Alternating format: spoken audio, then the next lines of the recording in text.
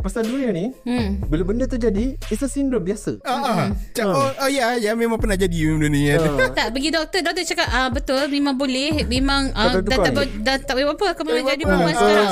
Kau jadi perempuan lah kau. Tak, lepas tu kalau misal kata kau nak buat balik kau punya gender reassignment jadi lelaki balik, tak boleh sebab nanti kau jadi perempuan balik. Macam dah lah wake up as a girl, tiba-tiba bangun pagi kan. Betul ada girlfriend. Budak betul ni nak kena explain kat girlfriend. itu pasal disebabkan yelah dia lelaki tiba bangun tengok cermin, apa ni? Aku dah perempuan. Emosi semua. Tu pun kena beritahu girlfriend kau.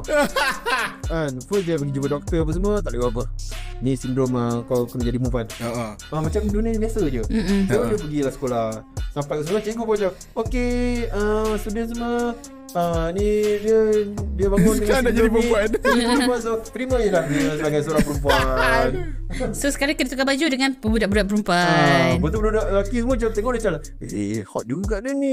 Tapi that turn dia orang macam sial lah, like really dark. Aku macam melampau sial. Again aku pula takut macam kurang ajar. Tolonglah don't go there. Tolonglah don't go there. Tapi memang bangsat lah. Macam just because kau dulu suka bully dia sebagai lelaki, perempuan kau nak ambil kesempatan. Kau nak ambil kesempatan kan. Macam sial Aku memang cakap kau jadi orang macam tu baling mic kat muka yang kursi sekali. Betul kursi meja. Apa-apa yang tajam apa-apa yang sakit kan. Semua kena baling kan. Aku baling Chainsaw Man kat muka kau. Macam kita orang ni semua kena baling.